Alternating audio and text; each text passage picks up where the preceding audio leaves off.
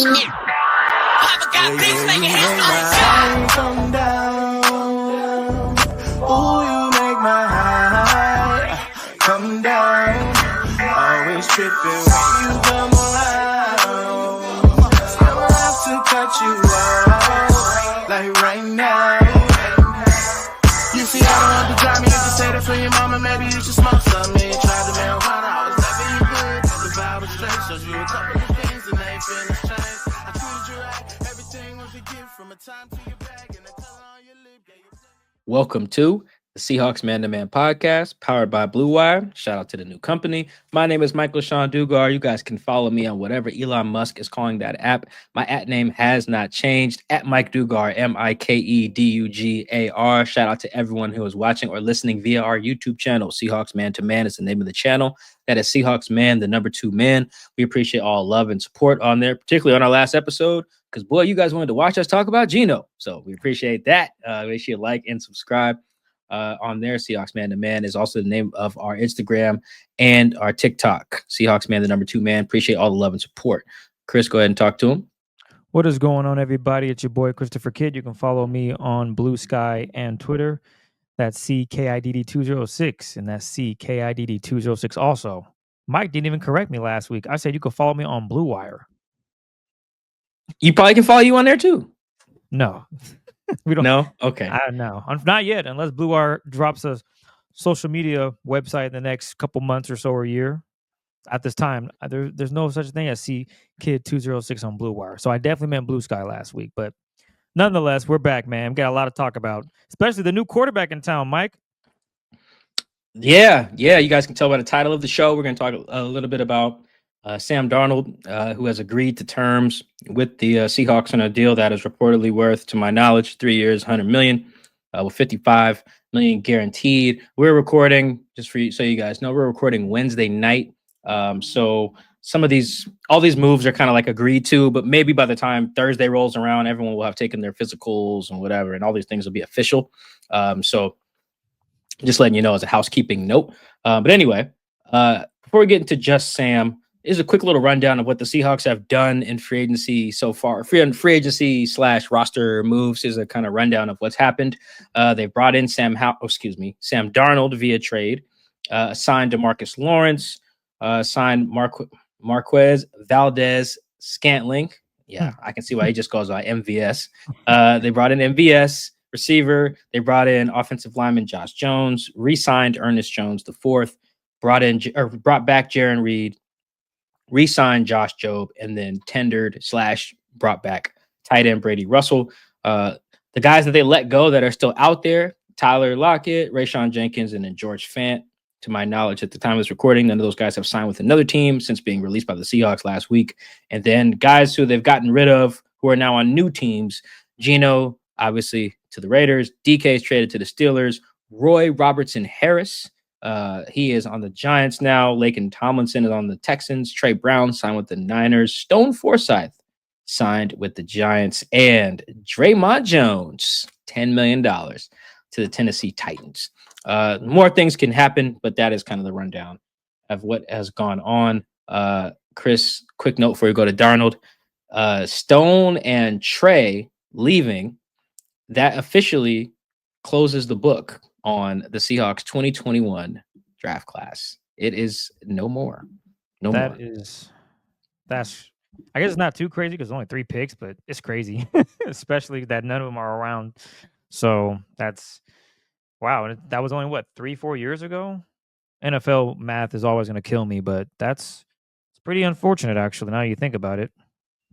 Yeah, I mean, ultimately, it doesn't even seem like it's a very interesting draft in a lot of ways. But for the Seahawks, yeah, they only had 3 picks because of a lot of trades. Ended up with D.S. Gridge, who's already on a new team, Trey Brown, and then Stone Forsythe. So very unfortunate that's how that played out. That draft was just a weird one, though. You look at all of the quarterbacks at the top. I think all of them are on new teams now, except for Trevor Lawrence.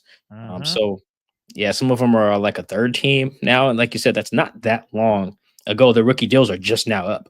But also the DK trade, Chris, I believe closes the book on their 2019 class. Would you like to hear that class real quick before we go to quarterback? Ooh, give a blast from the past. Go ahead. All right. That class was LJ Collier, Marquise Blair, DK Metcalf, Cody Barton, Gary Jennings Jr., Phil Haynes, Ugo Amadi, Ben Burkervin, Travis Homer, DeMarcus Christmas, John Ursua. John was my favorite, man. Seventh round pick, and he made the team. And he had a few. I think he had like 6 catches that season, and that was really cool to see him out there. Very undersized wide receiver, but he caught everything, so that was really cool. And obviously DK Metcalf. Not a lot of studs there. Not a Yeah, lot. no. For as a just a another housekeeping, not housekeeping note, but a note on John Ursua. I don't know how we got. This is how much of a tangent we're on talking about John Ursua, but John Ursua had 1 catch in the regular season as a rookie, Wow, and it I was lied. that catch. It was a But touchdown. no, it looked like a touchdown in what was effectively the 2019 NFC West Championship game in Seattle in Week 17 on Sunday Night Football, the last game of the season in the regular season for the entire league. He catches it basically like damn near right outside the 1 or whatever, and then they end up getting stuff short. I think Jacob Hollister does. There's a world where like John Ursua sends the Seahawks to like the Super Bowl in 2019 if they win that game. Instead, they get the 5 seed, go to Philly, win, and they go to Green Bay and lose, and I freeze my butt off. So anyway, those 2 draft classes, book is closed on both of them with these most recent free agency action.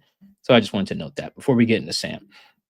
So yeah, last time you guys heard from me and Chris, we kind of knew Sam Darnold would be the replacement for Geno, but we didn't want to say it because then it would have looked like reporting, and I didn't have it like firsthand, so I couldn't just be like, "Oh yeah, guys, they're signing Sam," but we knew they were signing Sam. You could kind of probably tell how much time we kind of spent on that idea because we knew that. But just if I'd have said it and then it was not right, I look bad. I got to keep my credibility intact anyway. So before I pour a bunch of cold water on the Sam Darnold signing, hopefully Chris has more optimism than me. The contract again, 3 years, 100 million, 55 guaranteed. There's reported numbers. We have not seen a structure yet, so no, we do not know what his cap hit is. You can structure that though to be pretty friendly that first year, somewhere in the 13 to 19 range, if you really want. Just depends on how you want to do it. I've seen a lot of people call that the Baker Mayfield deal because on paper it is the same deal that Baker Mayfield has with the Tampa Bay Buccaneers currently. I would like you guys to remember that the salary cap goes up every year. So just because the numbers are the same, what a team is telling you they think you are worth is entirely different when you account for the rise in the salary cap. Like Baker's deal now would be a more like if we adjust for the cap, it's a lot closer to like 36, 37 million a year, which is basically what Derek Carr makes. Whereas this deal that they're giving Sam, this is actually closer to a salary cap adjusted version of what Geno signed for 2 years ago. So basically, they gave Darnold you had a 1 good year deal. That's what we've learned. When Geno had the 1 good year, it was 3 years, 25. And now when Darnold had the 1 good year, it was 3 years, 75. When Darnold has the 1 good year, okay, boom. Here's basically the same thing adjusted for the cap. So now we know what the Seahawks think of quarterbacks when they have 1 year. So we'll get into a little bit more of Darnold in a second, but I wanted to get those numbers out there because it's like this is not just solely the Baker deal. This is more like the Geno one-hit wonder deal mathematically. Maybe they do think he's just as good as Baker or whatever, but I feel like this is more so like you're basically Geno, but younger is how they viewed that when they paid Sam Darnold. Okay, math out of the way. Chris, I have not a lot of good things to say about the move, so I'd like you to go first. What do you think? What do you think of the Seahawks signing Sam Darnold for 3 years and 100 million with over half of that guaranteed? It's a situation where the market is not the best. We've talked about that leading up to this point that we're in now, where the Seahawks were like, damn, we got to go and get Sam Darnold. Don't want to get Aaron Rodgers because, as Mike alluded to last pod, that'll be a headache. It just won't. I don't think it would fit. And I don't know if Aaron Rodgers would want to be in Seattle anyway. That's just I just can't see that marriage working at all. I feel like the divorce would be coming sooner than later. Not saying that Mike McDonald will cut Aaron Rodgers, but I don't think it would work out at all. Then you look at Kirk Cousins. That's a guy that can't move in the pocket. His career seems to be on the end of things. while he had really good years leading up to his Achilles injury, having that injury, I think just set him back, and he's also old. So not really exciting there.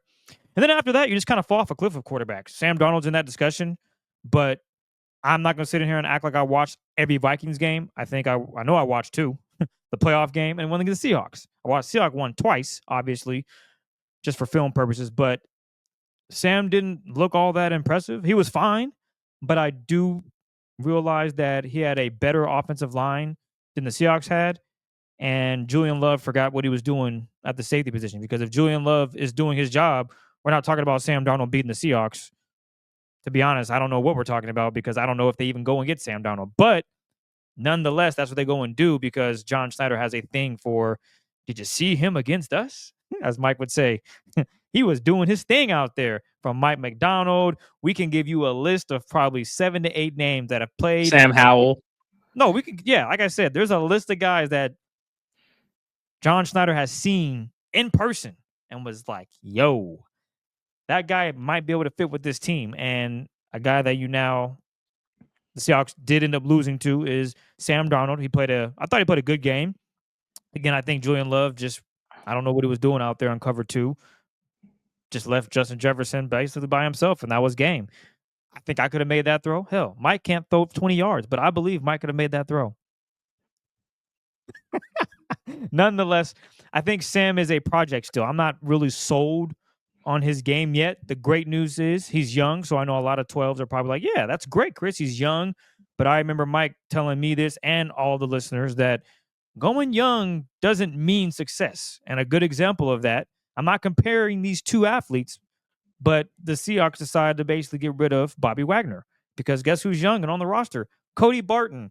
Now, yes, I know I was the big Cody Barton guy because he got better every week. The Seahawks weren't in the business of, hey, we need you to get better every week because we're not going to make the playoffs. We're looking forward to the next 2-3 years. They were trying to contend at that time. So having a linebacker that wasn't what you needed him to be put your team back. And now I think it might be a similar situation where Geno Smith had this team at a certain level. Despite the offensive line, despite all the other issues, no run game, he was still playing solid to okay football. Great. Sam Darnold was playing with one of the best play callers in the league, had a solid offensive line, had elite weapons. Let me emphasize that. Elite weapons. You guys know their names. All right? From the tight end to the wide receivers, Justin Jefferson, TJ Hawkinson, an old boy from USC. What's his name, Mike? Jordan Addison. 3 elite dudes. Now you look at the Seahawks. Yes, they did get Marcus. Oh my gosh, MVS. MVS. Just go with MVS, bro. His name longer than mine. They picked up MVS, a deep threat, but is he elite? No. They only have JSN right now. Is he elite? No. Is he good? Yes. So right now there's a lot more questions, and I don't know if Sam Darnold is going to be able to move this offense the way Clint Kubiak's going to ask of him. The center, that is an important piece to this entire offensive line and to what Clint's going to want to do offensively.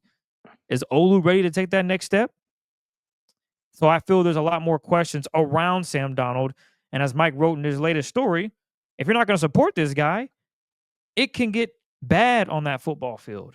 And it's not all Sam Darnold's fault, but they're putting a lot of pressure on this young guy to go out there and fill the shoes that Geno was trying to do last season, despite the no run game and no offensive line. I feel that's just a tall mountain to climb, and I just don't know if it's going to be successful. I'm really curious to see what they do over these next few weeks to see if they do bring in other linemen, because right now I think they're probably done, and that shifts the focus to, okay, the young guys that they have on the roster, they're going to try and build to mold them into what they want to be in the next 2-3 years. So with Sam Darnold overall, I think he's an okay quarterback. I'm hoping he can prove me wrong and be even better than that, be good. Because I know there's a lot of discussions out there that Sam Darnold is a better quarterback than Geno, especially based off last season and what he did. But now he's in a different situation. And if this situation has issues on the offensive line, no run game. I mean, hell, Aaron Jones had, I think, 1,300 yards last season or 1,100 yards. Seahawks didn't have combined with Zach Charbonnet and Ken Walker. I don't think they scratched 1,100 yards together. It just wasn't a successful running team, and that's because of the offensive line. So Sam has a tall mountain to climb, but I do 1,100 think yards, yes. 1,100, yes. But I do think Sam has a capability. I just don't know if this is the right structure for him. That's fair. Okay, where do I want to start? Okay, let's start with this. Gino wanted to be in Seattle. I should say, let's just start that. Gino wanted to be in Seattle. Gino wanted to be in Seattle at a certain price, like most players. Seahawks wanted Gino. Seahawks wanted Gino at a certain price, like most teams. I don't think we should get caught up in one side didn't want the other side. It seemed very obvious that both sides were done with each other. I think we should just, that as a baseline, understand that. It's very obvious that Gino wanted to be treated a certain way financially. Cool. It's very obvious the Seahawks were not going to treat him that way. It's very obvious also that they didn't want him that bad, because to my knowledge, their conversations kind of went south on like Thursday of last week. And by Friday morning at like 5 a.m., I got a text that they were trading Gino to the Raiders. So if they went south that fast and they already had a deal lined up by the time I woke up, that means that the Seahawks didn't try that hard to keep him. They didn't want him that bad. Like, think about that. If it went south Thursday, by Friday morning, I woke up, I was like, oh, damn. Let me text Chris. We got to record. Like, Friday morning, I knew that. So the deal didn't go down until later, but that just kind of tells you that. So I want to just get that out there. What the Seahawks are telling us is that they do think Sam and Gino are comparable players. I bring that up to say that I strongly disagree with that. I strongly disagree with that. I did go back and watch some. I watched a lot of Viking games last year, just for a lot of the work I was doing on the Heed the Call show. But then I went back and watched some more over the last few days. So, Chris, I can tell you this: Gino is better than Sam. Like, I feel very confident in saying that. If you were to switch their circumstances, if Gino played in Minnesota and Sam played in Seattle, the Vikings would have kept Gino and no one would have traded for Sam. Like, I feel very confident in that. Sam would have been so bad behind this offensive line and no run game, and with the defense not being good for like 2 months, that he would have just been awful. He would have been awful. Not necessarily because it would have been his fault, but the circumstances would have just had him playing at a very bad level. On the flip side, Gino in those circumstances over there in Minnesota would have looked so good, I think, that they would have been like, hey, JJ, go ahead and rest that knee, buddy. Go ahead and rest that knee. JJ McCarthy, I mean, not Justin Jefferson. JJ McCarthy, rest that knee, buddy. We got our guy for a little bit here. I firmly believe that. So I disagree with Seattle based what they're telling us there. Now you're probably hearing that and say, well, Mike, they didn't just think he's better, they thought he's better value. I'm glad Chris brought up one of my least favorite sayings around free agency. We have to stop saying younger as if it is a stat. That is not a stat. It's not. Oh, they got younger and cheaper. No, younger does not mean better. Stop. We have to just stop just throwing that out there like that's inherently positive. They got younger. Cool. Great. That doesn't mean better. Your goal is to get better. Like, getting younger is only satisfactory if you get better. So I feel like we're just throwing that around as, oh yeah, they got a younger guy. Well, that's great. You know who's young? Anthony Richardson. Would you rather have him or Lamar Jackson? All right, then. Being younger does not mean better. It does not. Sometimes it can, but it's not inherently better. It just means that's it. It's just younger. That's it. That's all it means. You can't throw it out there like it implies that you improved something. You did not. You just got someone whose birthday was a little later. That's all that means. Okay? That's my other point. Let's do some good here, Chris. I think that the best version of Sam Darnold, like when everything works well, is very good. Sam, and I knew this from watching him at USC, Pac-12 guy. Sam is a very good athlete. Bring up his athleticism because there were times where his line did not do him good, particularly in the second half of the season after they lost Darisaw, their left tackle. Sam had to move. Sam can move. Sam's a very good athlete. Sam has a very strong arm. Sam is very confident in his arm. When Sam wants to let that joint rip, he can put it where it needs to go, particularly on deep balls. I really liked what I saw from Sam. Like the best version of Sam is very good. I think I've said this on other shows and mentioned this before. If I was to just show you guys, like we just put a clip up, and maybe we'll do this on like a film breakdown at some point this offseason. Sam's 20 best plays look freaking fantastic. They look like Mahomes. They really do. I'm not even, no hyperbole. They look like Mahomes. It's just outstanding. Arm talent, moving. The Falcons game is one that comes to mind. He was just launching it all over the place, off his platform. Great stuff. That's good. He can do all of that. Like I can see a GM. I can see why he was a top 5 pick. I can see being enamored with that because the best of Sam is very, very good. Good athlete, strong arm, confident. I mean, the deep ball he threw, I think he threw like a 97-yard touchdown to Justin Jefferson against the 49ers very early in the season. And it is freaking beautiful. He's in his own end zone. I think they sent a blitz on the play and he just uncorks that bad boy before the safety could even think about taking the correct angle. And it is beautiful. Like that, the best stuff that Sam does is excellent. It looks at times like some of the best stuff we saw from Geno. That is very positive. Cool. On the other side, Chris, when Sam has a bad game, oh, it looks bad.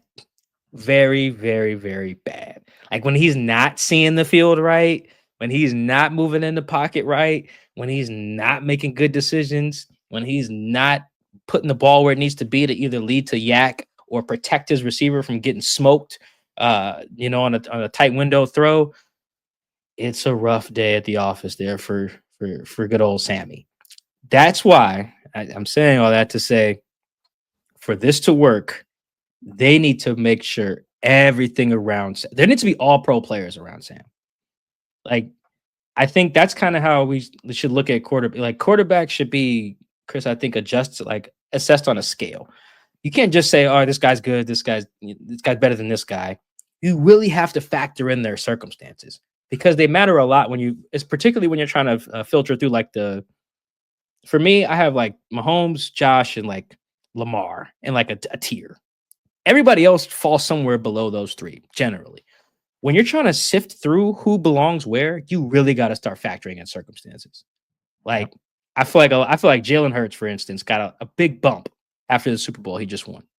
Because now it's like, oh my God, look, Hurts was just balling. Hurts probably had the best situation in the NFL by a mile. Yeah, you drop Jalen Hurts. Let me give you a team that you guys wouldn't even like think of. Drop Jalen Hurts and even not even a bad situation, just not a good one. Atlanta. Boy, that would have not worked. That would have not worked. Because circumstances do matter. Play caller matters. O-line matters. For some quarterbacks whose arms aren't super strong, playing indoors versus outdoors. Your home stadium, if it's indoors or outdoors, that can matter quite a bit. Don't think that matters as much for Darnold because his arm's super strong, but that stuff can factor in. And so the Seahawks, this is where I'm worried, Chris. It's not even about Sam because he has talent. You just got to get it out of him. He has that. But to get it out of him consistently enough to have a successful season, to do what these guys want to do, which is at minimum win the division, bro, you basically got to have everything go right. I'm talking like the defense is top 3, not even like top 10, like top 3. I think that's possible, though. It is. Yeah. Your run game better be like top 10. Well, good luck. We'll see. Your O-line, I need that like top 10. You know what? No, I shouldn't say that. Above average. At least above average. Maybe So 14. 13. Yep, 13, 14, they're better. And I need, these receivers better be special. Like, remember how I said I watched the Saints and my takeaway was Derek Carr not like that? Like, I was trying to watch Kubiak's offense. I didn't need this takeaway, but watching the Vikings reinforced, bro, I think literally anyone can throw to Justin Jefferson. Like, I think he really might be the most quarterback-proof receiver in the NFL. He can make anybody look good. He is very different than the other elite receivers. I think the only other 2 I'd put in that category are CD and Jamar Chase. Like, other than that, and even then, I probably would just make that Chase. But JJ and Jamar, they are different. I legit think you could complete a pass. Justin Jefferson, well, if I gave you enough opportunities, this guy is special. So the receiving talent, it needs to be elite around Sam to get this to work. Because if those things aren't hitting, Sam's ability to just be like, all right, boys, jump on my back. We got to go 87 yards in 44 seconds, and we don't have no timeouts, and we need 6. No. And the O-line's getting, and my right guard's getting cooked today, or my right tackle's going against Bosa and he's cooked. No. It could get ugly at Lumen. I hope it doesn't, but that was really my takeaway from. I already knew that, but rewatching it, when you get a chance, you'll see when the bad versions of Sam are real low. Like that's why he's on like his 5th team in 6 years or whatever. But the good looks really good. Now we just have to, Chris, figure out, can John Schneider build this thing around him and get like literally everything right? No, I think we agree on that. It's got to be a great support system. And I think that's 1000% what it comes down to. Some quarterbacks are really just not good. Like, I don't trust Daniel Jones to throw a pass to me and flag football. I feel like it'd get picked off by somebody. To me, he's not good. I know some people say, give him a chance. He's athletic. I've seen enough that says no. But he beat the Seahawks. Well, that's great. Who else did he beat after that? Colt McCoy beat the Seahawks twice. And he's, I think, a quarterback's coach. So good for him. But there's a couple of guys that I just don't believe in. And Daniel Jones is one of them.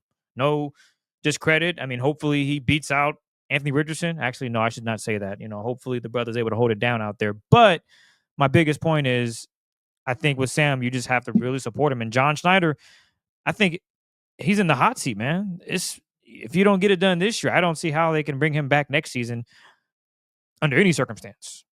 Let's say they go 9 and let's say they win 9 games, 9-8, and they miss the playoffs.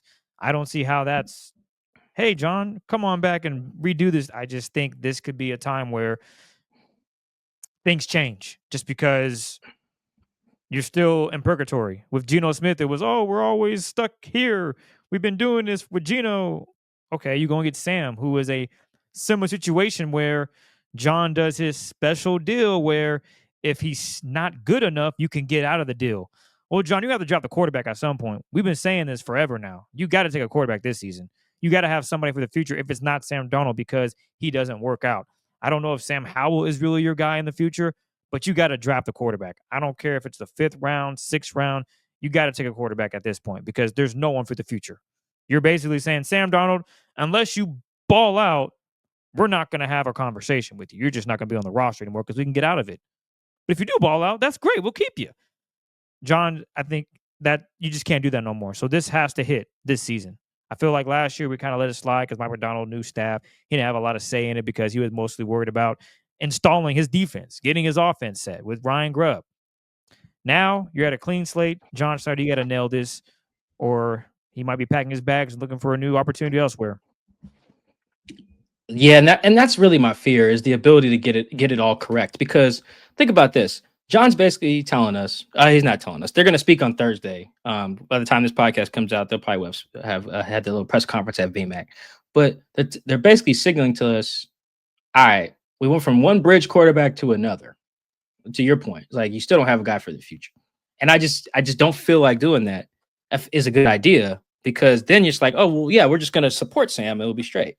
It's like, well, why the hell didn't you just support Geno?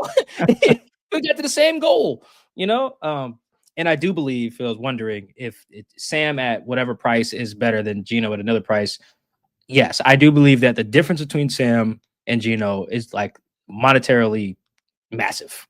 Like, yeah, if the Raiders give Geno like $44 million, and you're like, man, Mike, I'd rather have Sam at $30 million than Geno at 44. Cool. I wouldn't. I'll take Geno at 44 because I just think he's better. And my goal is to win. Like when your team falls short, no one cares about your fiscal response. You being financially responsible. It's like, oh, well, we didn't win a division, but at least our books are clean. Ain't nobody. You guys don't feel that in the moment. You don't. You want to win. Your Sunday is ruined when they lose. Like you're not caring about the financial responsibility. Like our tackles are getting smoked today, but at least they're on rookie deals. No, man. Like no, that's stupid. What? I'm gonna save that and tweet that out one day when if the Seahawks ever get to a point where they're just rebuilding. Oh man, offensive line's getting cooked, but hey, at least they're on rookie deals. Yeah, like you being financially responsible don't matter when on Sunday, bro. Like, give me the best team. That's what I need. And yeah, and I just feel the money difference is massive anyway. Did you say the Philadelphia Eagles? Interesting. What's your breakdown, Mike? Aren't they paying their entire team and the city? Yeah, they're paying everybody over there, man. Now obviously they had to make some decisions in the offseason, getting rid of Chauncey and some of the Josh Sweat, Milton, but yeah, Philly's doing it the right way. But yes, I just personally do feel that Geno at 44 million is better than Sam at whatever. Because as I've explained on several other platforms before, Mike does not care about what the quarterback makes because it's all about the support regardless. Whether you make, like, they just gave Josh Allen $330 million or whatever. Great. If he's not supported well enough, they won't get where they want to go. Doesn't matter whether Josh makes that or he makes rookie deal. Rookie deal, Josh, expensive Josh. Neither one of us made the Super Bowl. Neither one. Rookie deal, Lamar Jackson, expensive Lamar Jackson. Neither one's made the Super Bowl. It's not about what the quarterback makes, it's how well you support him and then how well he ultimately plays. That applies a little bit more to Lamar than Josh. But yeah, whether you're a rookie like CJ Stroud or you're making $1 bazillion like Lamar, you have to be supported well.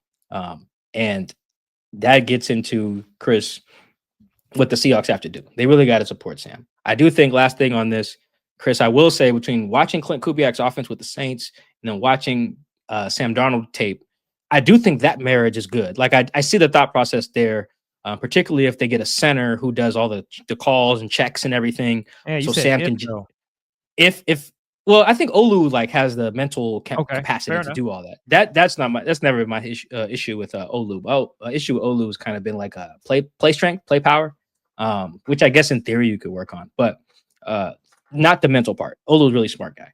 I talk to him pretty regularly, actually, in the offseason, just mostly off the record, just learning about football. Very smart guy. So that part I'm not worried about. So if they got Olu doing that, whatever, and Sam can just hit these play action deep shots and whatever, and hit JSN on these dig routes over the middle and stuff like that. There's a world where Sam is a great fit for this scheme. Like, scheme wise, I think it works really well. I actually think it works better than Geno. I think Geno should be more like what the Bengals are running: shotgun, spread. We're going power run game, and we're going to let Geno just cook. Like, I see what Grubb was trying to do with it. I see why he wasn't doing this scheme per se, because this is like my quarterback's not very good scheme. Whereas Ryan Grubb was like, no, my guy's great. I'd rather run something else, which I see that. I actually do. But Sam's a little bit of a better fit, even though he's not a better player. So that is my fear, Chris. I'm trying to be optimistic. I'm going to try to watch some more film. Maybe I can see. But I think before we get to the O-line, Chris, I feel like this is where the Seahawks are losing me a little bit, man. I really feel like if you really wanted to support Sam and that was the goal here, I would not have traded DK, even though he asked. Like, I would have full on Myles Garrett at that boy. I shouldn't call him a boy, but you guys get my point. I would have full on Myles Garrett at DK and been like, that's nice, son. If someone gives me the moon, the sun, and the stars, maybe I'll trade you. Otherwise, I will see you at OTAs. Love you. Hang up the phone. That's what I would have done. Because, Chris, DK is perfect for this offense. Him and Sam would have been really good together, and sending him to Pittsburgh for pick 52, I just can't. I don't know if I can get on board with that, considering all the support that Sam's going to need. Yeah, that's one of those moves that could come back to bite you. You gave up DK for something that we don't know what it's going to be yet, and we damn sure don't think it's going to be better than DK. So you already lost that one, because this wide receiver draft is like, okay, it's solid, but the Seahawks need a number one now. And JFN is more than capable of being that number one, but they need a number one. Like, DK, when he stepped on the field, it was okay. Their best corner is going to shadow DK for 60 minutes. That's just what it was. Now you look at the Seahawks, you're like, oh, we can move guys around. Not that JSN is not a threat, but you get the point I'm making is that DK, he shifts coverage. Teams got to play it differently. And it might be the game where DK only has 3 catches. But JSN might have gone off for 11 and 120. Did they win the game? Probably not. So guess who won? The other team. Yay, defensively. So now this defense is coming in. They're not circling like, damn, number 14. Like, I'm sure everyone might have seen the Hard Knocks where they did the AFC North. With the Steelers and all those guys, and the Baltimore Ravens, Bengals. I'm missing one team that's fallen off the top. Browns, because they suck. My gosh. But you got to see an inside look of how Jamar Chase, number one. Like we gotta slow that son down. He can't get the football, and then Jamar just does what he wants. That's how good he is. You look at the Seahawks now. JSN, yeah, he's really good, but I think with our star corner, we'll be fine. Everybody else I can only imagine how those rooms are going to look at this team, this new roster. And that is going to be a challenge for Sam. How do I manage attacking downfield? Sure, MVS is very fast. But shoot, just drop back deep. You know what his strength is. You can figure it out. The run game, if that's not going to be successful, that's also scary. You need Ken to be healthy and hopefully crack 1,000 yards this season. My goodness, my dude missed so much time with injuries. My concern is he going to be available just because of how physically he runs the football? And then Zach Charbonnet, he's a great third down power back, but when you ask him to be, the first down, second down back, that's tough to ask. Maybe Kenny McIntosh can improve and become that guy. So there's a support system's huge, man. It's gonna be huge for Sam. It has to be huge, and that's why I think it's really important for John to nail this free agency, which I think he's been okay. But now I'm kind of concerned with the offensive line because a lot of the big names that people were mentioning the Seahawks try to go after, those guys are kind of gone, and now you're looking at a different tier of linemen. And is that good enough? Is that going to get you to where you need to be? Is that going to get you to where Sam Darnold is comfortable and is playing at a level prior to that Vikings game in the playoffs? That's the biggest concern for me. So I want to stay on the receivers for a sec before we get to O-line. Can you pull up DK's first? Start with DK. Just real quick, pull up his goodbye letter to Seahawk fans. I thought this was really cool. I'm gonna read this. It's on the screen now for our YouTube folks. Chris is gonna blow it up so you guys can see. I'm gonna read it here for our audio people because I thought it was really good. I don't like reading aloud in front of crowds, but I will do that because you guys are family. It says, "Thank you for taking a kid from Mississippi and making him feel at home in the Pacific Northwest. From the city to the organization to the 12s, you've been more than just a fan base. You've been family. You've given me so much, including the chance to play the game I love alongside some incredible men who will forever be my brothers. To my teammates, you've pushed me, believed in me, and let me be me, both on and off the field. To the staff, the ones behind the scenes who make this place run, y'all are the real MVPs. You made every day special, and I can't thank you enough. And to the 12s, man, y'all are different. The energy, the passion, the love, I felt it every single time I stepped on that field. Words can't express how much I appreciate the way you embraced me from day one. It's never easy to say goodbye, and leaving this city that took a chance on me 6 years ago is tough. But this isn't the end. It's just the next chapter. No matter where I go, I'll always carry the 206 with me. Much love, always, DK." Yeah, man, I thought that was really good, man. And I thought a particular little section there really showed DK's character. I'm sure he had some help, like writing this, crafting this, or whatever. But still, just a part of like the staff part, the behind the scenes. That's how you really know what, like, because I know who he's talking about. He's talking about their kitchen guy, Stu. He's talking about the security guy. I can't remember his name right now.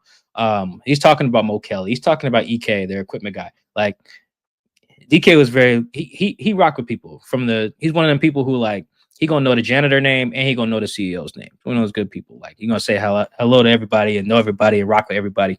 Good guy. So I thought that was cool from DK because I feel like DK is kind of getting that, like, misunderstood lane. Like, DK just want the ball and want to win. That was kind of my general thought of what I learned when I asked around, like, oh, why did DK want out? I was like, the general thought, mostly the want to win part. I don't know how much money even played a factor. I know he wanted to get paid, but I don't even know if, like, they even negotiated with the Seahawks on that. I honestly don't know. I asked around a couple times, got a few different answers, legitimately didn't get a straight one. So I'm not sure. Only thing I do know is that he wanted to go to a playoff team. He's got that. Great. No quarterback yet, but you got that. So shout out to DK. I liked his letter. And I wanted to read that. To your point on JSN. So here's my, Chris, I've been thinking about this and watching some more teams and some more film. I think what's changing right before our eyes is what the number one receivers look like now. Because I feel like before, DK was the prototype, like a DK. And once I name some more body types, you'll be able to help me out here. But like Mike Evans, AJ, even a little older, Des Bryant, Julio Jones. This is not a great comp, but like Anquan Bolden, like just the big outside the numbers guy, big X receiver that felt like a prototype. And obviously, there's still room for that guy. But I feel like the Bengals are a really good example of how that shifts. Like T. Higgins is that he is that big, tall, strong, high point, go ball, outside the numbers guy. He's excellent. But the Jamar mold, I feel like, is coming into like that more wide receiver one, even a Justin Jefferson, CD. I really think AJ is probably the only one who really fits that wide receiver one like mold body type prototype thing. I feel like even like a Tyreek Hill, Puka, we're seeing a lot more of like because of how much defenses shift and how much there's motions in the NFL now. We're not in this place where it's like, all right, you're number one. Lines up outside and just does work with Darrelle Revis all game. You know, Terrell Owens, that's another one. Ocho Cinco, just a big Larry Fitzgerald, another one. It feels like we're kind of going more into this like little shifty dude and little.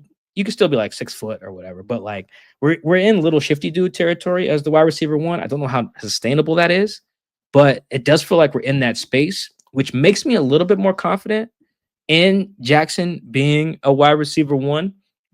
As long as as long as they get him one of those big body dudes. You still need them both. I You know still what do you're saying. need the other guy. Yeah, like It helps. it will, and I think you can't function without it. Not even it helps. I think it's like a necessity, or your offense is gonna be boo boo.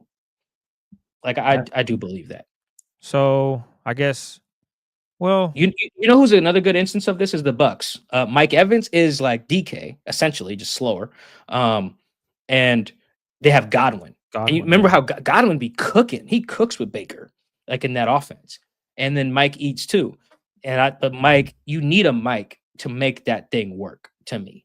Like even like the Lions are a really good example as well. Like Amon-Ra, that's another little shifty dude. You see what I mean though? Like with the little shifty guys, like that is kind of I feel like where we're going. Even with the Chargers with Lightning Lad over there, you need that outside guy. He's still a necessity.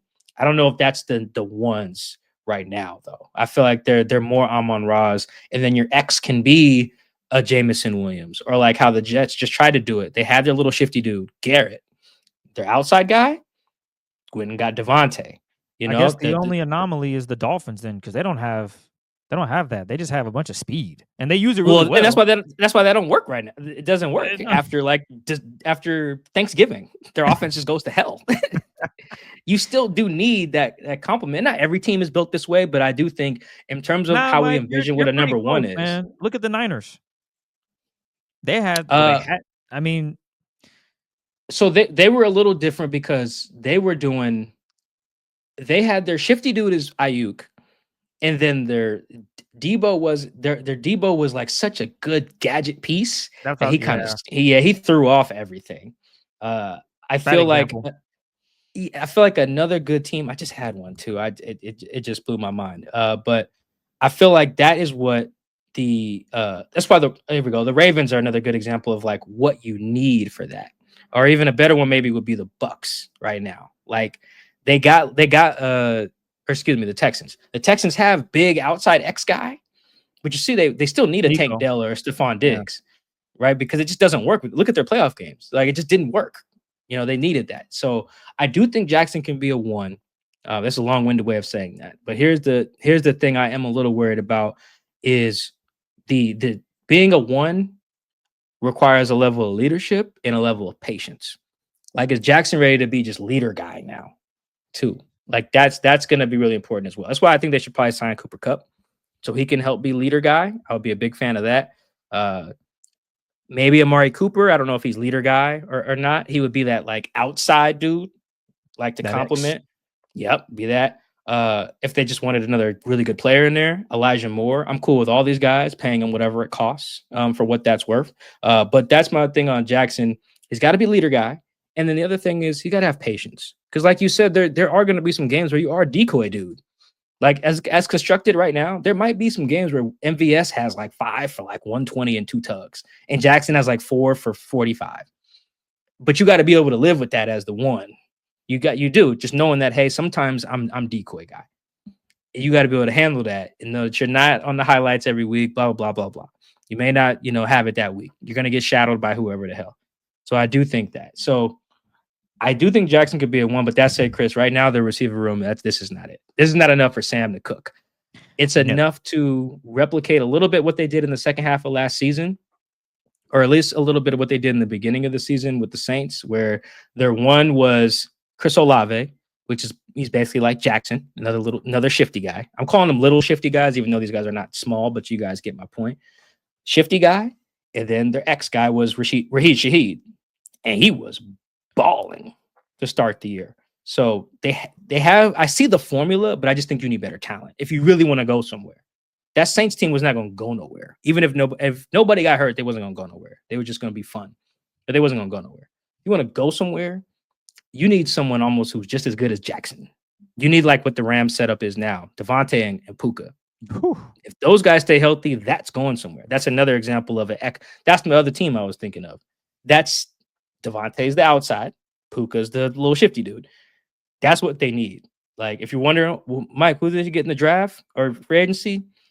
Find a big guy or find an X to go with Jackson's shiftiness. That is the goal. Because, Chris, without that, I don't know how much success we're going to see from Sam.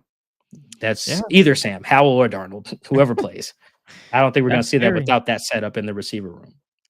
Yeah, I don't know who that big X would be. You probably have to draft one.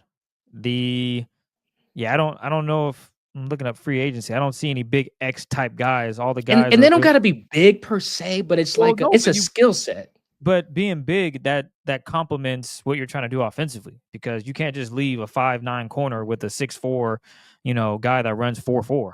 That's just, you're not going to do that. You're going to put a safety over the top, which allows for a JSN, an MVS, whoever. For instance, if Jake Bobo ran a 4.4, we wouldn't have this conversation, because Jake would be that X.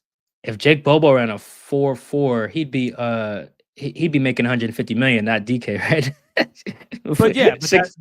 You're right though. Yes, point. Like, Jake is, unfortunately, he's not the fastest dude, but he's big. We've seen him in games where they just throw it up to him, and again, I know against the Rams that wasn't like, it was against the backups, but that's what Jake Bobo brings. He's able to go and do that. Now against premier corners, maybe not so much. He did it against the Cardinals too, though. In his rookie year, remember that Cardinals aren't good though. But remember that touchdown catch he had though, toe tap. Yes. Yeah. He is elite. I think he has the best hands on the team. All right, arguably. Now that Tyler Lockett's gone, so he's my number one guy with hands. He's gonna catch everything, and he runs really great routes. He just somehow he finds a way to separate against the defender. Really good at doing that. He doesn't have that element of speed, so teams are just like, bro, we can play off of you and close the gap when we need to, because you ain't going nowhere. He can get open, but that's just, for what this team needs. They need a big X that can run down the field and draw attention. And I don't know where they're going to get that, and it's probably going to have to be the draft. I don't know any free agents not that you need a DK equivalent, but to your point, you need just a body that's going to draw attention. Like, you need someone to go like, damn, we just can't leave him over there. That's just not going to be a smart move by our defense. So I think that's going to have to be something they address in the draft, just because if you look at the free agency right now, the last guy that they probably would have looked at is Mike Williams. Do you really want to go that route? I think I think Amari Cooper too. Oh, Amari Cooper. Okay. So potentially maybe they go out and get Amari Cooper. He definitely draws attention. He's a really good route runner, solid hands. Didn't really show much in Buffalo, but maybe with the Seattle Seahawks, he fits more of what they want to do, and it works out. So we'll see if they go and get Amari Cooper. I would have liked Mike Williams. That would have been my next guess, Mike Williams, but I know he just re-signed with the Chargers. I think Mike Williams might be cooked, honestly. I figured that was coming. So I'm not going to lie to you. He might not be, but I don't. Mike, he hasn't been playing. He had a few flashes, and that was it. So not the best example, but for what's available, Amari Cooper, when he was available, I would have definitely liked the Seahawks to talk to this guy, just because he's 6'5", 6'4", 6'5". He can go up with the best of them. And he's what? I think he's 29, 30. How old is Mike? He is 30. He's 30. So he's on the older side of things, but I think he could have been that guy for the Seahawks and what they need. That would have been nice. I know he's not a 4.4 guy. I think he's like 4.5, and that'll work. So yeah, and it's not even, you're right. And I think that's exactly why the Chargers signed him, to complement what we're talking about with Lightning Lad. Yeah, it's the exact, every team, like, we're seeing it. That's why I brought that up, because we're seeing that mold. I think we got to rethink how we're looking at what a wide receiver one is, and what that body type is, and what that skill set is, because we've shifted, I think, in the league. And last thing on this, it doesn't necessarily have to be a guy who's super. Think of what we're saying, and like when we talk about that X, is more so just someone who could win outside the numbers. If they win with speed, like a Jameson Williams, that's cool. If they can just win, get open in a phone booth, like Amari Cooper, that's cool too. Just however they do it. Just so if they're matched up one-on-one, like Chris was saying, with your guy, you trust your guy to win. The receiver, that is. That's what they need. That's what they're thinking with Mike Williams. That's what they're thinking with Devontae Adams. Like Juwan Jennings is that in San Francisco. Like, just watch the Seahawks game down there. I know the Seahawks won, but that one in San Fran, Juwan Jennings was cooking on third down, one-on-one coverage. Didn't matter who it was. Like that, all his catches were like one-on-one on third down, tight window. That's what he was doing. So that's kind of the new prototype now. So hopefully they solve that. We'll talk later in the draft about that. We'll get our draft people on after free agency, but that'll be something we're looking for. Chris, the most important thing, I don't know how we took this long before we got it, but yo, John, you awake over there at the VMAC, buddy?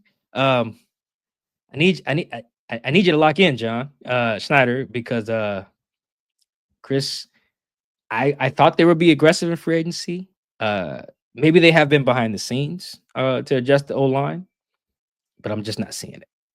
I'm just not seeing it. Hasn't been proven. You would think they would go out and get a top center. Just say, F it. We got 68 M's. Let's go. Who can we go out here? We need a center, or we want a guard. Whatever they felt the highest need for that roster, whatever they felt they needed the most, they should have addressed it. I thought. Especially when you trade DK, you trade Geno. Oh, everyone's like, oh, the Seahawks got money. They're going to go and wait a second. Oh, they just signed Sam Darnold. Oh, that makes sense. You need a quarterback. What they do? Oh, ooh, no O-line yet, huh?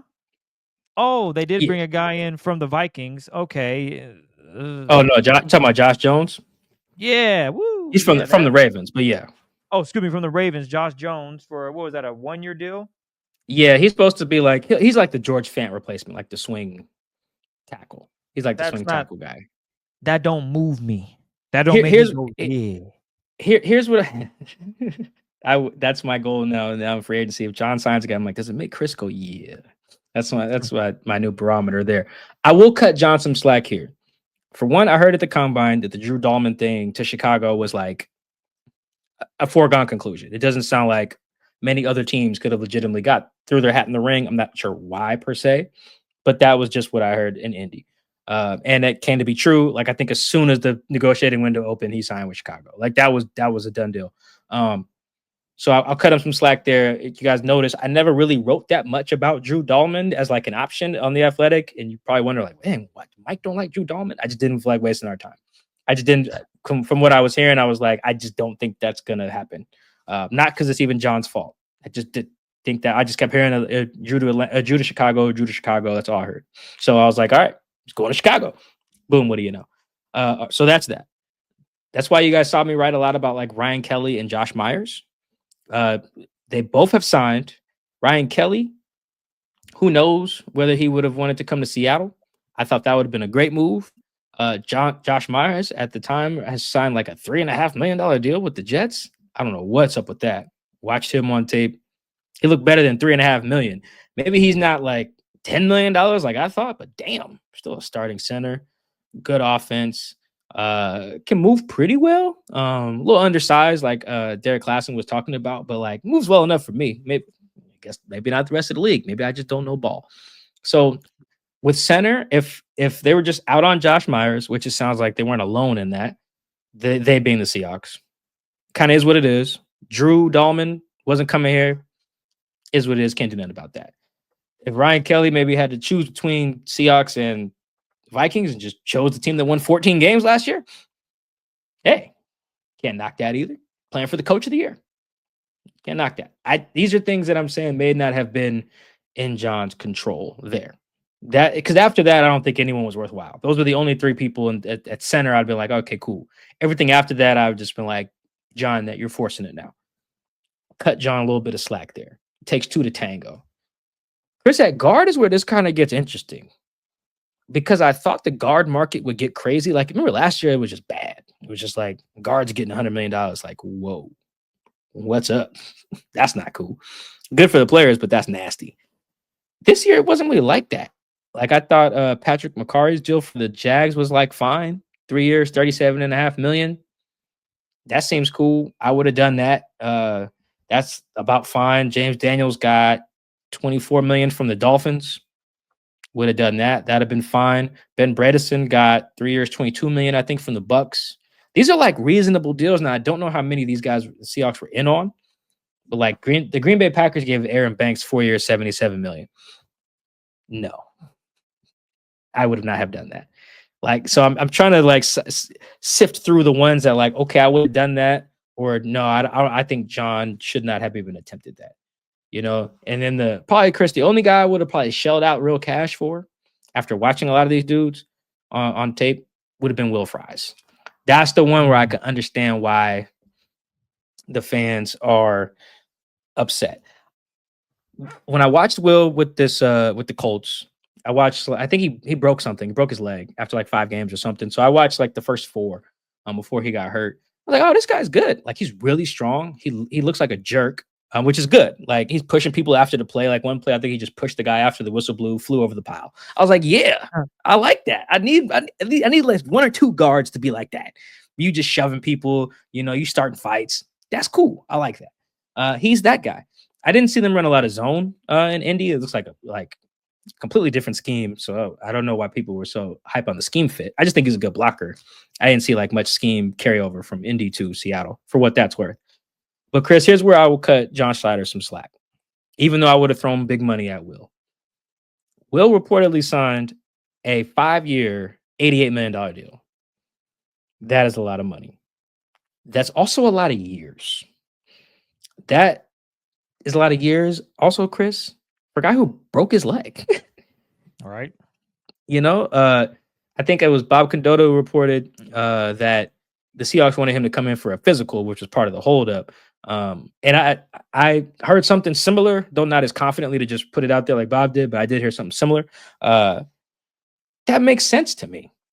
If I'm going to give you 5 years, I need to come look at your leg. At the very least. That's a lot of bread, because it would have been a lot of guaranteed money, I'm sure. And it's different than like DeMarcus Lawrence, who they signed, who broke his foot. That's $18 million guaranteed. That's like, you're probably looking at double that number for Will, if not more, on a deal that's 5 years and $88 million. Probably double that. I need to come look at your leg, man. Or you come to me and let me have my doctor's poke on you, because I'd be a little apprehensive about that. Was that everything? Maybe Will just wanted to play with Ryan Kelly again. Who knows? But Chris, I will, as hard as I am on John Schneider about this stuff in free agency, that one, I can understand wanting to be patient there, not wanting to do 5 years. Chris, you know, he's the only guy who got a 5-year deal in free agency. Him and DK. Wow. I didn't think of that until now. Yeah, everyone else is 5. I think there was only like 5 or 6 4-year deals. Most of these guys are signing 3-year deals. If it took a 5th year and however much more guaranteed to get the dude that you don't know off the broke leg, I don't know, man.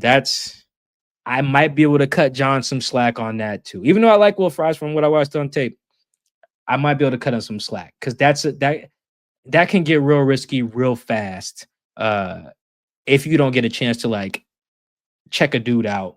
Not to say that he's like damaged goods, but 5 years, you in that for the long haul, baby. Shoot, even 4, you're in that for the long haul. So I might be able to cut him some slack there. See, that's just tough for me, just because the interior offensive line was such a need. I mean, Patrick McCarry, who is ranked 30th on the Athletics top 150 free agents, this guy, 28, 6'4", 305 pounds, might not be an outstanding athlete, but he's sound. I would have done that. Yeah, I would have done that. I mean, to me, that's okay, John. You got all this money, go out and get him. Like, that is a starting caliber guard, ready to play, young, and you can get him out there, and I think he would fit with you with what you want to do. And for him to not even do that is like, okay, what are you waiting on? And I know they talked about the importance of developing guys, and that's why I think so far through the free agency, now that it's like officially open, the new league started today, or excuse me, Wednesday, I'm starting to see, okay, they wanted to go for Fries. Your leg's not healed. We don't know what it looks like. We'll stay away from that. We're going to develop guys. On a 5-year. I think they probably would have been less Okay. apprehensive about the leg thing on like 2 or 3. Okay, fair enough.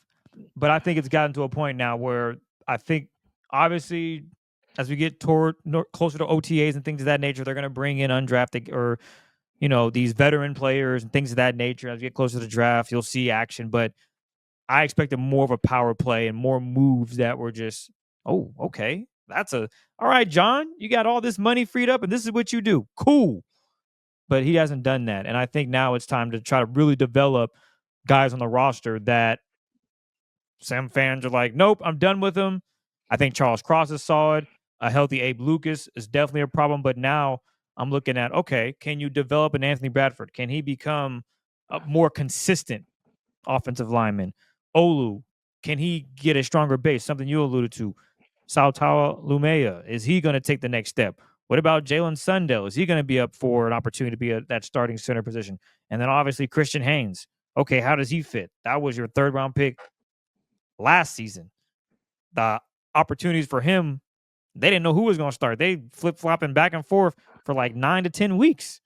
So they really need to develop these guys, especially if I can go out in free agency. So this offensive line, I'm not going to make the same mistake I made last year and say it's going to be better than it was. We learning from my mistakes.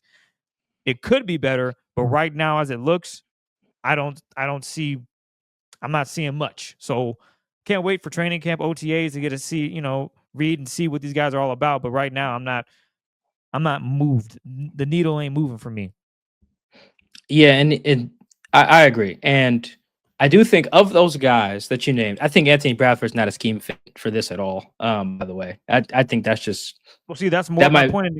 Go out and get a guy. That's just, I know that's you saying it, but if they feel that same way, why even try to give this guy an opportunity? Just go and get you a guard, start him, move on. It's okay. I mean, hell, you just went through the draft class 2021. Not a single guy is on this roster. It happens.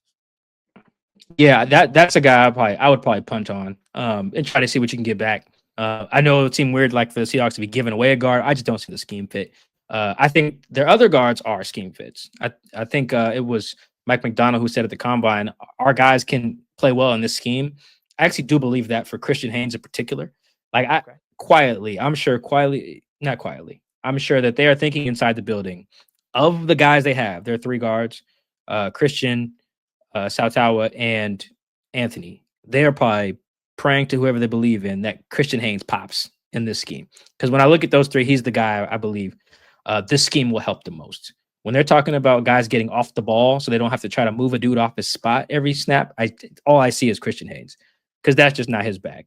Christian can move though. And that's good because that's what you need in this scheme. But that's why I just wanted one other guy. Because even if you are hoping, all right, Christian pops, cool. Give me another center and give me one stud guard. And I could have rolled. And it's very unfortunate they're not going to do that.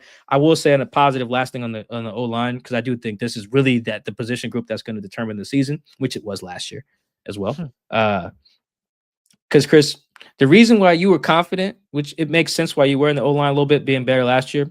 And I don't know if you carried that into by week 1, but if you did, that's fine because you weren't in Nashville. Even if you were optimistic, if you'd have came to Nashville with us, you'd have flew back home like, nah, this is going to be bad. I remember everyone who watched something similar to that.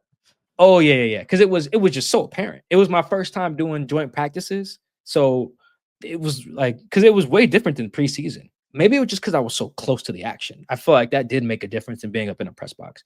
But just watching the Titans D line versus the Seahawks offensive line, I was like, oh, there's levels to this. This is gonna get bad fast, and it did.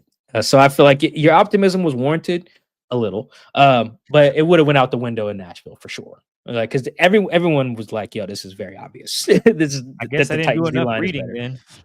Nah, because I don't think a lot of people were as comfortable saying it and printing it. I don't even really know if I printed it with that much authority. I'd have to go back and read what I wrote from there. You did, but I just say the chatter because there was smack talk between Quandre, Jamal, and other players, and I think it might have been Quandre that said, behind that old line, you'll get Geno killed. And when I read that line, it was one DB. I don't know if it was Quandre, but it was. I think it was one of the DBs that did say that at some point. They're like, "Yo, Seven's gonna get hurt" or something like that. Yes, playing behind y'all or something like. Yeah, I forget which. And I forget which dude it was. I wish I would have said, "Damn, Mike might be onto something. Maybe I should. Can I take what I said back now? I know the preseason getting ready to start, but if we're reading this in the first joint practice for the Seahawks ever. That is a sign that this could be a very long season for that offensive line. And boy, Nah, it was rough. I think Bradford might have got benched after the first day. I'm pretty sure they started giving Christian Haynes reps with the ones. Either it was that or the inverse. Either way, somebody got benched. That's how bad it was. Jeffrey Simmons posted a clip of him just tossing Laken Tomlinson on his Instagram. Like it was not pretty. So yeah, your optimism would have went out the door. So I'm hoping that it is better. There was a path where it's better. I do think if there is one option left, the only one I do like, everyone else doesn't move me, is Brandon Sheriff from Jacksonville. He's a little older. I think he's like 33. But if they sign him, he's a good, like, all right, we're fine. We have our right guard or whatever. Like, we're okay. yeah, Then I feel good about 3 of the 5 spots. Abe, Brandon, Charles. That I feel like, okay. Because then I'm like, if you just find me a starter in the draft, then I got 4 starters. Even if my center not great, we can live. Nobody just has 5 studs, right? So can live with that. There's a path to this. But now there's just more pressure on the draft. Because I thought they should have got a center and a guard. They still can. Maybe they do by the time this drops. But that would be my guy. That's the official Seahawks man-to-man endorsement after 3 days of free agency. Brandon Sheriff, that's what we got. If it's not him, the other guys don't really. I'm not a big Becton guy for this scheme. Not a Tevin Jenkins guy, unless all the medicals check out. Will Hernandez, same thing. Need all the medicals to check out. Otherwise, I'm just good on Brandon. Brandon's a guy. If it's not him, that would be it for me. I'd rather just go to the draft. It's kind of how I felt about the receivers. If it's not Coop or the other Cup or Cooper, or Amari Cooper or Elijah Moore, I don't think you need Noah Brown or or whoever else is out there. Those guys do not move me. Keenan Allen, not feeling it. Those 3 guys are it's it. And Keenan could be the big X though. Nah. Keenan's just like older JSN, which is fine. That's basically what Cooper Kupp is too. I just think Cooper's got a little bit more juice left from watching him, more than I thought. I went back and watched Cooper Kupp film. I was like, oh, he's fine. He's like good at like 3 routes now. But 3 is like he's really good at still. So it's like you can't guard the 3 that he's good at. So it's fine. The other like 6 that you may ask him to run, just don't. Them 3, run them 3, and you'll be fine. He's still really like best in the biz. At like no one's running in breakers really like Cooper Kupp. Like he's fire. He's amazing at that still. He's gonna be good at that forever. So sign him for that. But Keenan, don't move me. Yeah, though I really only have a few guys left that would really move the needle for me. Elijah Moore, Amari Cooper, Cooper Kupp, and then Brandon Sheriff. That's about it. Any of those other guys, it's like, all right, John, cool. You signed a guy. But that's about it. So yeah, I'm kind of underwhelmed by what they've done so far. It's putting a lot of pressure on Nell and this O-line in the draft. Maybe they can do it, but if that was the case, why didn't you do it for Geno? If the O-line was so you guys could ID and develop talent, it's a shame Geno didn't get that. It really I feel you on that. Well, the one last thing we got is D-line, man. They brought in somebody a little special. I like this move with Lawrence here from the Cowboys, man. I think this is a really, really good move. DeMarcus Lawrence, that is. I'm with you, Mike. I like the move. I think he's going to solidify the pass rush, to be honest. I think he is that third down. He's going to be on the field. Like, it's trouble. Obviously, health is a concern, but I really like this. I can see Nwosu on one end, Lawrence on the other, Leonard, and the young pup, the young bull. And Murph. That's scary right there. Third down, I like that a lot. Hell, DeMarcus might find himself early down if he can figure out to stop the run and be consistent on that end. Because I know the first thing is setting the edge, stopping the run. And he's solid there too. From a little bit of tape I just watched before we recorded today. Yeah, he's just a solid player, to be honest. He's just really good. That's what this is. Outside of getting a quarterback, good job by you, John. Yeah, this is probably my second favorite move. I thought the MVS move was good for the bang for your buck. I thought the value there was really good in terms of the contract. But Marcus, is like $18 million guaranteed. This is basically, I know this is some good agent work right here. It got reported as like a 3-year, $42 million deal, which it probably is if he just like is all pro for every year of that deal. My guess, without seeing the structure, that this is really just like a 2-year, $18 million deal. It's, maybe like 2 years and 20, which that's fine. Chris, a top 20 edge rusher contract right now is like $16 million a year. Oh, wow. That's top 20. The 20th highest paid guy making like 16. So if you give me a guy who's got some juice at 33 or whatever, however old DeMarcus is, for $10 million a year or whatever, that's fine with me. That's fine, especially because he doesn't need to be our guy. It's a little bit of a risk with the foot injury, broke his foot. But like we were talking about with Will Fries, I'm still worried about it for sure. But for basically a 2-year, $20 million deal, that's more of a risk than I'll take. If you talk about me giving a guy 5 years and $80-something million, I need to look at your leg for real. It might be fine, but I need to look at it. Like I buy that a lot more than just the money. They didn't offer enough money. Like it's a little bit more than that. But yeah, for two years, whatever. Yeah, that's fine. And picture this though, Chris. Let's say you got Murph on the field, Leonard, and then Tank, and then Chenna. Okay, let's say they don't get off the field on 3rd and 7 or whatever. Okay, they all need a breather. The next third down, I'm bringing in Mafe and D Hall and Jay Reed. Yeah, That's a rotation right there. And then maybe we leave Leonard on the field. So we got our backup unit is Jay Reed, Mafe, and D Hall. I love what they're doing in the pass rush. I see 2023 Jadeveon Clowney vibes all over this move with Tank. If you guys are wondering what I'm talking about, Clowney was kind of doing whatever after he left Seattle. Wasn't really making nothing shake. He had a decent year in Cleveland, I think, once, and then got with Mike McDonald in Baltimore and was like, "Yo, yeah, here's 10 sacks right fast at like 30 years old." Yes, that's what I'm seeing right here. I think Tank could be that. Particularly because he doesn't need to be like the dude. I think Chenna is a dude, and I think Mafe is like a dude in training. So yeah, if like you got Tank too, I think I love it. I love making a strength even stronger. I do like that. I've grown on that as an idea. I really do. It's just a strategy. Yes, if you have other needs, plug them. But if you just can get a good player that just makes insert group here good, yeah, fine. Especially if it's a group that rotates. If it's like inside linebacker, if you got like 4 good inside linebackers, that doesn't do you any good because you really only play 2 of them at a time. But if you have like 4 good pass rushers, well, then you're the Eagles. So I like that. I like that move a lot. The money doesn't bother me. They're not spending big on any other edge rushers other than Chenna. So you got 2 kind of pricey edge rushers and then 2 guys on rookie deals. It's perfect to me. That's perfectly fine. I think that the defense should be nails, and it needs to be to bring this back full circle, Chris. They need the defense to be like top 3, not just like a very good defense, like legitimately one of the best in the league. Because Chris, right now, the Seahawks are giving me like 2023 Jets vibes a little bit. I think that defense was like one of the best in the league, and that offense was buns. That it was real bad.